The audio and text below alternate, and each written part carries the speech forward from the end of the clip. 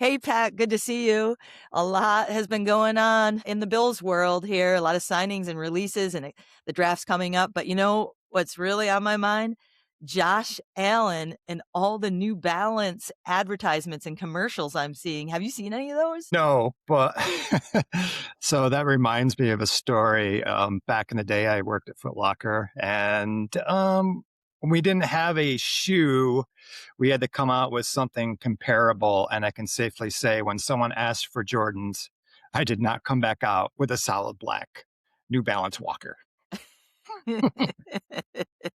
Yeah, the mall walkers. I was just at the mall yesterday and I saw them. Those like all leather, very soft, cushiony, foamy, fat leather shoes for walking. And now, Josh, he's hopefully gonna they're rebranding, trying to make them cool, those wall walkers. Yeah, Um, he gives a voice to all those solid colored elderly folks with their white New Balance Walkers. If it's good enough for Josh Allen, it's good enough for me.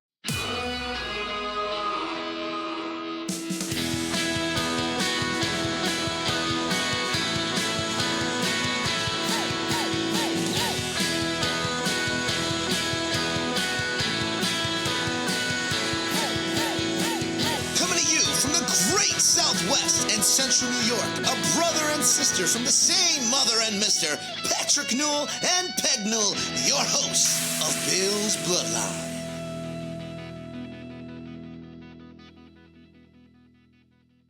exactly, exactly. Our own father wore New Balance too. You remember that?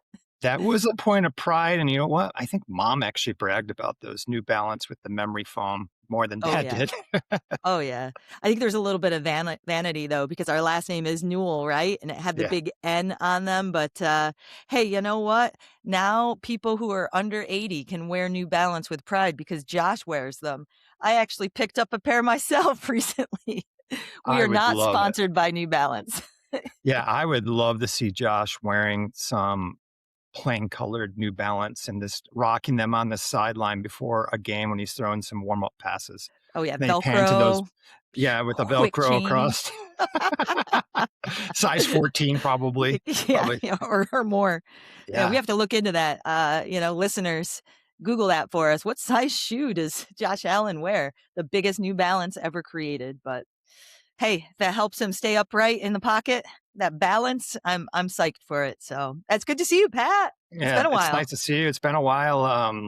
I've got some sun out here and a little bit of color. I see that you're still as white as the driven snow of central New York, but Yeah, times are coming. Spring is around the corner for you. But hey, for we're sure. back after about 5-6 weeks. Last time we spoke, the Bills were hiring Joe Brady, and since then, Peg, some things have happened. So we're going to talk about Yeah. that today. But before you do that, if you're interested, please give us a subscribe. We can be found on Facebook and Instagram, your favorite streaming services, Apple Podcasts, Spotify, and of course, YouTube for the video. If you want to see this Victorian ghost face here, and Pat's very healthy tan from being out in New Mexico, and I'm up here in upstate New York in Syracuse, podcasting here from my office and music room. You can follow us on X. What's your handle, Pat? At PatrickLNewell. I've had that. I used to work for a newspaper, and it had the dot name of my newspaper. But once I left that, I changed it to Patrick L. Newell. Oh, Um, yeah, I'm rocking about 278, yeah. followers at this point, it's gone up like 3 in the last year. Yeah. So I have we're two, on a Pat. I have we're on two a growth followers. we have a growth strategy. It's not growing too much. No, no, but we're small but mighty, and it's not a sprint, it's a marathon for us here at Yeah. Bill's Bloodline.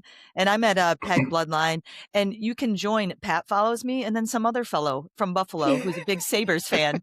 I forgot his name, but he's actually communicated and he's had some good things to say. It's like follow, but at any rate, that's not why we're here. We are the average Bills fans here, maybe a little bit more than average because we're podcasting. We don't claim to be experts, but we have a lot of heart and a lot of interest, and we stay plugged in the entire year following our dear Buffalo Bills. And so, Pat, we've got some new signings to talk about. What are your thoughts about some of the signings? Yeah, there is a checklist that most Bills fans of any, I guess, who have any kind of interest that we had to fill some sort of defensive end, pass rusher, receiver, probably safety or cornerback. Our center and left guard. That was a topic, and we've pretty much filled almost all of those with either free agent pickups or a trade. Um, we'll talk about what I think about in a little bit. I am not overwhelmed. I'm not underwhelmed. I'm just kind of meh on all the pickups we've had. We're filling holes. That's what I see. I'll have to wait until I see the new defensive scheme and what Jim Leonard plans to see how it all fits together and what Joe Brady will actually look like when he is the guy making all the decisions on offense. So we'll see. Yeah, yeah. Maybe before we talk about new signings and who we picked up in free agency, we can talk about some releases. Didn't come as a shock. Curtis Samuel released, saved about $6 million in cap space. Had, just like Pat said, woof, meh, that kind of year. He was out more than he was in. And Taylor Rapp, injury prone, really nice guy, grateful, but cleared up a little cap space. And then, of course, last but not least was Taron Johnson. And he was traded actually to the Raiders, if I'm not incorrect, Pat. And we picked up some late round picks because Yeah. of that trade, and it helps us a little bit with the cap. And so those were some of our releases. And of course, Yes. we lost a few other players. David Edwards, just out of our price range. Epinesa, also gone, correct? Yeah, he was a free agent. I don't think he's Free been agent. picked up yet. Neither is No, Joey Bosa. Neither has Matt Milano or Shaq Thompson that I'm aware of. Some of the key right. guys. Yeah, Taron Johnson. I think it was in Josh Allen's draft class. Yes, So yes. I don't remember that draft class too well, other than Josh Allen and Taron Johnson. But Josh may be the only one remaining on the team from that draft class. And Taron gave us some good years, and we were able to get a 6 for a 7. So we essentially swapped one spot up. We gave them our 7th, and they gave us their 6th. So Hmm. that's one extra player, a little up on the draft board. It's not like a significant, because we were going to release him and not have anything back. So at least we got something, Right. some sort of compensation there. And We and also have some guys that were free agents that we lost. And I hate saying this, but we lost Reggie Gilliam to the Patriots, just the like we evil lost Matt empire. Collins. Just like Sorry, we lost Pat. Matt Yeah. Collins, two guys that were just great team players for us. Gilliam, like 6 years, he was an undrafted free agent, excellent blocker, amazing lead blocks for James Cook, and also a core special teamer, probably one of our 2 or 3 best special teamers. Yeah. And he would catch the odd pass here and there, get the occasional run every once in a while. But it's tough when you lose glue guys like that. You need guys like that on your team to put it all together. And I don't know who's going to fill that role, Peg. Losing him. Yeah, I'm happy for him. You'll never begrudge someone because I think that contract, he got the bag. NFL not for long, as they say, and he was going to get more, and so you can't begrudge him. But he's like the heart and soul of that tush push. And it's sad to see him go, but I'm happy that he is getting paid. Yeah, he's got some good relationships here in Buffalo. And whenever I've seen him do interviews, he's just been a humble, grateful guy. But, there's only so many times you're going to take that 1 year contract for 1.5 million for Buffalo. Right, So right. he's basically doubled his money and got a little bit more securities. He's got, what you say, 2 years, 6 million. I think so. So Please, somebody out yes, there, send us an email and correct me if I'm wrong. yeah, for Send us sure. an email. Yeah, send Interact. us an email or put a comment in there and correct us for sure. So let's talk about the new additions or the Sure, additions. So DJ sure. Moore, acquired him in a trade, Chicago, pricey, of course. Bradley Chubb, defensive end, played for Miami last year, decent season. D. Alford played for Atlanta last year, intercepted Josh when we played them. CJ Gardner Johnson played for Chicago last year, although he played for a couple other teams as well. He's been well traveled the last 3 or 4 years. And Geno Stone, we picked him up a couple 3 days ago. He was a safety for the Bengals. So those are the primary guys that we've picked up. Weren't on the team last year. I'll let you open the discussion.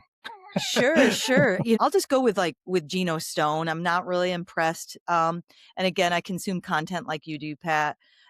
He doesn't have great athleticism, has a little bit of a nose for the ball. From what I understand, he doesn't have great like breaking speed. I wouldn't call a liability. But we are cash strapped and we're filling holes. So as far as Geno Smith is concerned, or Geno Stone, rather, Geno Smith, Geno Stone, easy mistake to make. I'm not super impressed. I don't think he's going to be a liability.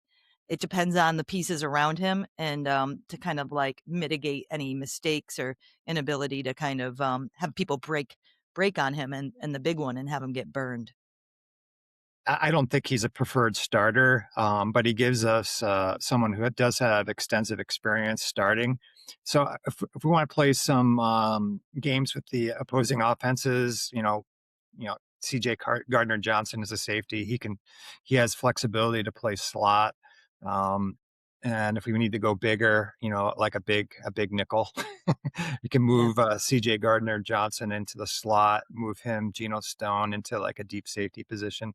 He does have good awareness of his position and nose for the ball, like you said. He's not going to win any races, though, with receivers out there. Right, right. Next up, D. Alford. We signed D. What are your thoughts on him?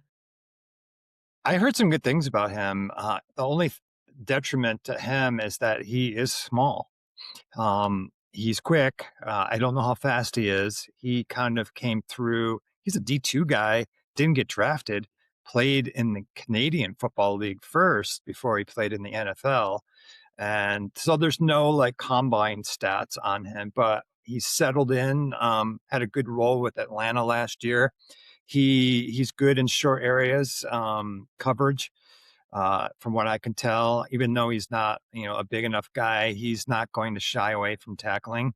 However, like being 175, 180, if he's, trying to mirror a tight end who weighs 65 pounds more than him, that's not going to be a matchup he's going to win too often. But I saw his interview. He seems like another good, classy character guy, all about winning. Positive. He's joined a culture of winning and coming from Atlanta, which has not done much winning the last 3 or 4 years. Mm, And I like a spunky guy like that who's got a little chip on his shoulder. He wasn't drafted. He came out of D2. He didn't even play Division 1. So you that's a great gotta story. like a guy like that. You are listening to Bill's Bloodline. Let's go CJ Gardner Johnson. I think he's played on 27 teams in the last 4 years. But Yeah. going back, I think he's a couple times he's gone back and with the Ravens. He played on the Eagles when they won a Super Bowl, but I could be wrong. No, I think he did. Yeah. So, hey, Yeah. got hardware. So I'll give you the basics. He's like 5'11", 210, good athleticism, sub 4.5 for a safety. That's pretty good, sub 4.5 in the 40 originally. He's somewhat of a chatty guy, trash talker, from what I understand. Has started fights not only with the opponents but with his own teammates. So Yep. he's not a McDermott guy, Peg. That's the one thing I'll tell you. He's not your traditional McDermott guy. So what do you think? So I had heard from somewhere that he was complaining about not blitzing enough and just caused tension. That's my only concern right now. So this is a little bit of a departure for Joe Brady. Maybe the culture in house, maybe he'll come correct, as they say, and kind of tone that down. We'll see. Remains to be seen. He's known as a good blitzer, and we know that Jim Leonard has the defense that likes to blitz. So, if he has issues about blitzing, I think that might be alleviated with Jim Leonard. So, Yeah. um, Yeah. next on the list, who Chubb. else? Bradley Chubb. Great last name. Yeah, I think we have slightly differing opinions. We talked about this earlier in the week when we were texting. And why don't you give me your elevator pitch on why he's a good signing? Okay. I have concerns, I unless he has a bionic knee, he's torn his ACL 3 times, suffered an ankle injury from what I understand. Everyone knows that a year removed from the ACL surgery, we saw this with Von Miller. He was useless the year after his ACL when he returned. But that next year, he had a little bit of the Von spark. I don't want to mince words on Chubb. He's not that 2018 fifth pick in the draft. He's aged. He's on the other side of 30. But he did have a really, really productive year. And I kind of stack his numbers up against what Joey Bosa did. And I think overall, he's trending upward. 8.5 sacks. He had 47 tackles, solo and individual combined, 2 forced fumbles, 1 recovered fumble. He's very athletic. He is not super bendy and flexible, doesn't have that great lateral speed, but he does have power. He can be disruptive. If he can continue to trend upward from last year, despite all of those really scary injuries, I think he's an upgrade from Bosa. I'm not in fantasy land. He's no Trey Hendrickson. He's no Max Crosby. Those guys are coming off an injury too, Pat. I think he's past the peak of his career. At age 30, he was in Josh Allen's draft class. And there's a well-known story, actually, not little known. John Elway was talked out of drafting Josh Allen and instead encouraged to draft Bradley Chubb. So there's a connection between Chubb and Josh Allen, and he came out like gangbusters. I think he had 12 sacks his rookie year, looked every bit the number 1 pick. And then the next 4 to 5 years, he's been injured, not injured, injured, not injured. He's had, if I remember right, at least 3 or 4 seasons where he's missed a significant amount of the season, or all of the season. I think it was 2024. So at that point, it's been almost an every other year situation where he has played and then he's missed significant time. So he missed 2024, played all of 2025. 2026, is he going to break the cycle and play for us? Every year you lose, a little bit from what you had the previous year. And he's never matched that rookie season that he had in 2018. Now, I look at him, he's like 6'4", 265-ish, which is roughly Greg Rousseau, only he's 4 or 5 years older than Greg Rousseau. So I'm looking at a older version of Greg Rousseau, who has been a excellent run stopper, but a kind of a midline to below average pass rusher. And that's what I feel like we're getting here. We're getting a guy that, who can push the pocket, maybe get a few token sacks, but he's not going to be this difference maker, in my opinion. The game breaker like Von Miller was when he first joined the Bills, where he actually made the big sacks or the pressures and before he blew out his knee. I don't see that in Bradley Chubb, but if you look at it, it's kind of a modest contract for a guy of that veteran status and with that pedigree. I think he's got 3 years, 43 million, up to 52, 29 million guaranteed. So we're on the hook guaranteed 29 million, which is less than 10 million a year if we were to waive him after the second year.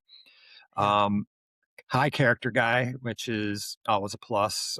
Team leader, good against the run. At the very least, he's going to be better than Joey Bosa defending the run. At the very least, we're going to have two edges, 2 outside stand-up linebackers that are good against the run. And hopefully, if he gets 8.5 sacks like he did last year, if he gets 8.5 or 9, I will personally, like I said, do a 2-minute apology speech on this podcast. Week 15 or 16, toward the end of the season, if it looks like he's going to break that 8.5 sacks of last year, I will apologize to Bradley Chubb. Okay. I'm looking at him, Peg, as just another Greg Rousseau, good player, but not an impact player. And the last one, Peg, DJ Moore, played for Chicago last year. Before that was with Carolina, has experience with Joe Brady. What are your thoughts on DJ? Pat, the one thing I'm cautiously optimistic, he is a wide receiver 1, albeit sort of in the middle of the pack. He gives us that down the field threat that we've been dying to have. And that's about the extent of what I know about him. I'm curious to hear your thoughts. I know he gives us that mid to down the field threat. What can you tell me about him? He did have an iconic, I don't know if it's iconic, but it was one of the signature moments of the 2025 season. He caught a deep pass against the Packers. Caleb Williams throws it 60 yards, drops it in the bucket with a hand in the face, almost between his arms, right in the hands of DJ Moore on a deep pass. Game over. You may have seen that highlight at some point, but that was probably one of the biggest catches of the year. He's a guy that has multiple 1,000-yard seasons, and the funny thing is I think his best seasons where with Justin Fields and Kyle Allen as the quarterbacks. You wouldn't say that's a murderer's row of passing threats. And now he's going to Josh Allen, who is easily the best quarterback he's ever played with. So Yeah. if we can figure out how to get the ball to him, I'm not saying he's going to be 2020 Stephon Diggs, but he gives us a guy that could, get open on the short routes, get open on the intermediate routes, and he's got the speed to go deep. He's a triple threat in all three levels of the field. I like the potential here. He's got pretty good hands. Another good character guy too, from what I've read. So he gives us the best receiver we've had since Diggs left. And actually, since Diggs' second half of 2023, Diggs wasn't the same, but I'd say he's our best receiver since 2022 Diggs. So trending upward for us. And you brought up Kyle Allen. We didn't really mention him in our signings because it's just like you said earlier on, just meh, just interceptions, fumbles, lack of accuracy. He's friends with Josh Allen. I was hoping to get somebody else with a little experience. He's the right price. His contract is what, like $4 million for 2 years, $2 million a year. It's not gonna hurt us financially, but God help us if Josh goes down. So the friends of Josh Allen, who can be a backup, Davis Webb is now coach, unfortunately. Case Keenum got re-signed. Okay. Mitch Trubisky, who's been like friend of Josh Allen and occasional, backup and spot starter. Kyle Allen has got some history as a backup to Josh Allen, and he's brought back. And I told you this in text message: the backup quarterback is not meant to play for the Buffalo Bills because we all know Josh Right. Allen goes, there goes the Bills season. So Kyle Yeah. Allen, golf buddy, friend, backup quarterback to Josh Allen. So Yeah, I'd like to be in camp and see how Shane Buechele competes against him. Maybe there's going to be a little competition there. Who knows? Yeah. Hey, Billsbloodline listeners. This is a new segment called Ask Pat. I'm sort of curious about how you think these new signings are going to fit into the 3-4. And my other question was, we were talking a little bit today that I don't quite understand the nickel defense or slot corner. So I guess the first question is for Pat, Ask Pat, a new segment. But how do you think these guys are going to fit into Leonard's defense? And then also been hearing a lot about slot corners. What does that mean? Well, I think I can't, someone check me on this, but I think Sean McDermott made the nickel defense, a 100% base defense. Before it was more situational and passing downs. You bring in that nickel. The nickel is bringing in a fifth defensive back to traditional defenses, 2 corners, 2 safeties. You bring in that extra defensive back, so you have a fifth guy for coverage purposes. And we decided to put that guy on the slot receiver. Dime is being six defensive backs, any combination of defensive backs and safeties. And there's actually quarter, which is 7 defensive backs, which I would think is probably mostly used like in Hail Mary situations where you just throw everybody in the backfield, 7 defensive backs, rush like 3 or 4, and just have maybe one guy lingering in the middle of the field for any weird scrambles. But anyway, the nickel is evolved from like a situational defense to a base defense for a lot of teams in the league. And Taron Johnson was one of the best. He was a traditional cornerback, assigned to the slot. And the slot guy, he could be a man-to-man guy. He could be like a chip him, or jam him and drop in the zone. He could carry him with inside leverage, force him outside, or outside leverage, force him inside, based on whatever defense is being, called on that position. So if he's, got outside leverage, maybe because we have a linebacker who's like cheating to that side. So yeah, you want him to go inside in that point because there's that linebacker. That could be a situation like that. But there's also variations of the nickel. You could put like a safety in there, which they call big nickel, or like a very, very fleet linebacker, like a Matt Milano, who was a fast linebacker and not huge, maybe 225 in the slot against, say, like a tight end, whereby the matchup is not out of line. So we got D. Alford, who is a true 100% slot. However, he's only 175 to 180 pounds. If they have a 250-pound tight end like Dawson Knox in the slot, you do not want, deal for giving up 70 to 80 pounds there and 5, 6 inches. So that's where you would put like a big slot or a big nickel in there. The big nickel could be like a fleet linebacker or whatever, like a safety Okay. like Cole Bishop. So anyway, Okay. that's the whole nickel slot situation. The slot is a position that's usually a receiver, but it could be also like a Dalton Kincaid, who's an excellent receiving tight end. The 3-4 is like the three linemen with two stand-up linebackers on the end, so it looks like a five-man front. And I'm Okay. betting that with the three interior linemen, one of those fourth or fifth outside linebackers, one's going to drop, one's going to blitz, one's going to maybe spy. It helps at the run because you have more bigger guys up at the line of scrimmage when you have Rousseau and Chubb are both 265. Hmm. So we're going to have a bigger up front. We're going to have two inside linebackers, hopefully good ones. I don't know. Is it going to be Joe Andreessen? Is it going to be Dorian Williams? Is it going to be Terrell Bernard? Those are all still with the team or someone else we haven't picked up yet. So who knows? We'll Yeah. see. And the Bills, I don't know the exact statistics, but every team in the NFL plays nickel. It's Okay. just a matter of So, the Bills were just like the team over the last 6, 7 years that did it the most, but every team does nickel, every single team. So it's with Jim Leonard's defense, our base defense is going to be a three interior linemen, four linebackers, four defensive backs, two okay. safeties, two corners. That's not going to change at all. And traditional base defense, that's usually I would think we're going to use that on running downs. And then Okay. we're going to look at, more traditional passing downs. We're going to have the nickel in there. So we'll Okay. still have probably the same number. It's where if they trick us, say they trick us, say Yeah. we're all out for a run and they have some sort of great play action. So, Yeah. and then tricks us. Then we're going to be, whether we're playing man or zone, it depends. Are we playing zone or are we playing man? Who Okay. knows? I don't know Yeah. what Jim Leonard's preferred defenses Hmm. are. This is going to be interesting, Peg, because we've had It McDermott is. defense for 9 years, and we're getting an entirely new defense. So you and I are going to be watching it with uh, I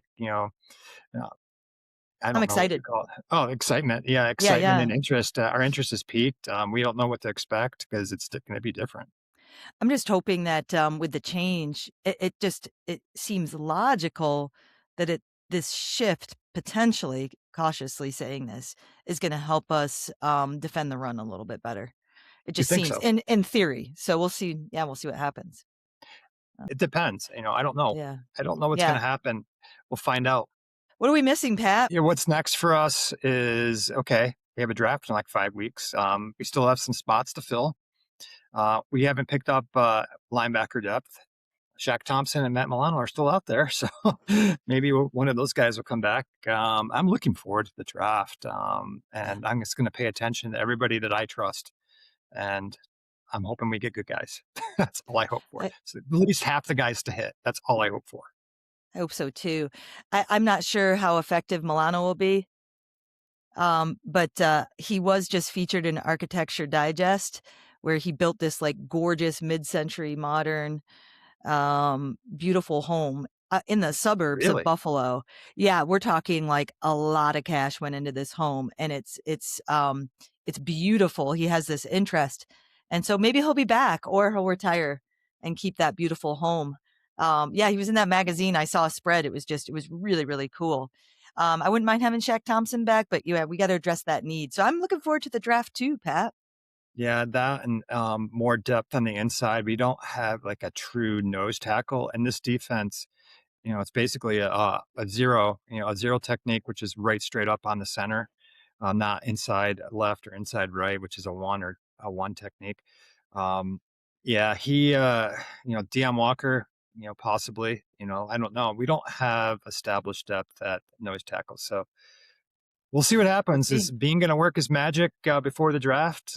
Maybe I've heard Peg this as well that if there's nobody worthy of a first round pick at 26, hey, it was swap back and get a couple seconds, for that first. So or a second and a fifth maybe just to get more picks. I just want us to have as many stabs or many bites at the apple as possible. And then I just really I hope last year only a couple guys really truly hit. Yeah. Let's get 3 or 4 guys to hit and become established roster members. That's what I'm hoping for. I know someone who can out of the gate become a starter. That would be great. Like a Hairston. I mean, minus the injury Yeah. part of it, where he was on the IR, but I hope so too. And I think that's a big change from when we were kids.